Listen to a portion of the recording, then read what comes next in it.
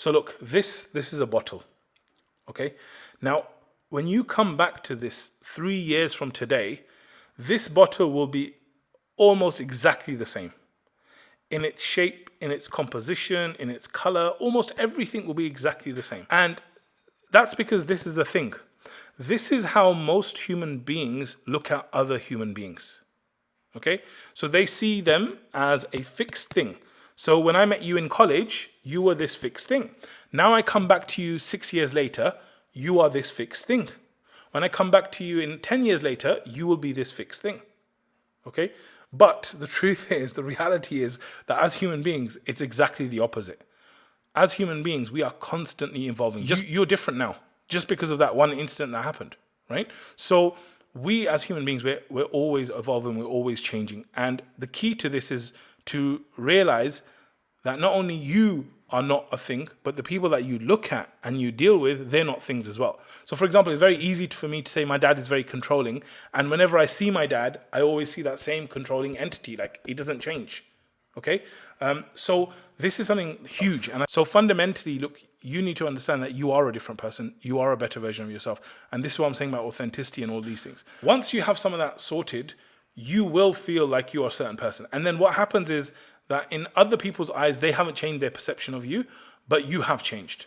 And the more you're consistent with that, the more, inshallah, they will eventually change their view on you. One thing I would be careful of is environments. Okay, I feel like environments is one of the most underrated things when it comes to affecting people's behaviors. Being around certain people, being around certain situations, it will transform your behavior. So for example, someone who's an alcoholic or recovering alcoholic, they would tell them not to go to bars or pubs or anything like that.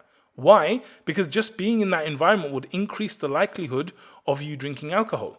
So in the same way, I would say that like being in certain environments will affect you. And this is why when I first started practicing Islam, one of the things I realized is that I had to change my environment. Because the guys I was hanging out with and the girls I was hanging out with, it wasn't good for what I was trying to achieve in terms of transforming myself.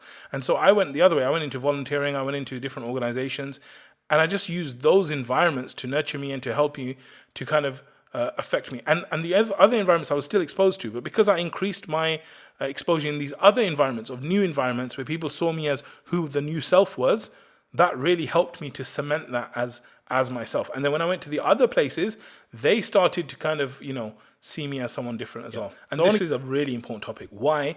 Because unfortunately, very sadly, what you will see in your life is most people will stay around about where they are. You changing and you becoming different is uncomfortable for them. Okay? So like all the brothers and sisters that I was hanging out with when I was like doing things that I regret doing, like it was uncomfortable for them that I started practicing Islam. It was, and at the start, maybe for them it was like, oh, it's just a phase, or oh, bro, you're trying to be pious, and like whatever it was for them. But of course it was uncomfortable because we were all doing things that we shouldn't be doing. And then suddenly I'm changing my ways. I wasn't even preaching to them anything. I was just changing myself. And for them, it was a bit uncomfortable because they're not changing and they're seeing you change and all of this, right? Eventually, once you're stronger, you can actually go back and help them change. And that's what I've tried to do as well, right?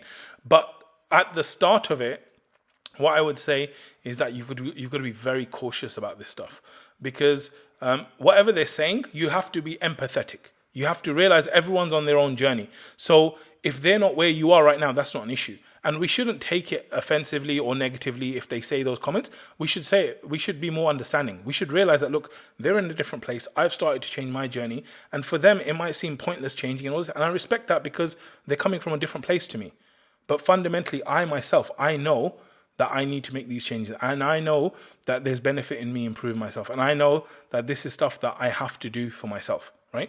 And so you could just reply to them. If someone says, oh my God, I can't believe it, bro. Like you're becoming like this Molvi, or you're becoming this like, super religious extremist type of person. And be like, oh, right, do you really think so, yeah? Yeah, I think you're becoming like really extreme, man. You're like starting to keep your beard and what is this stuff? And be like, oh yeah, why? You think I shouldn't keep a beard? And I'll just be talking to them like just generally, okay, interesting, okay. I wouldn't even try and argue my point. I'll be like, no, it's sunnah, you got it. No. I'll just be like, okay, that's how you feel, that's okay. It's okay, And just carry on your journey because you're forever going to meet people who are going to say you shouldn't. This is natural, but you just need to be clear on where you want to get to and you just got to keep moving, inshallah.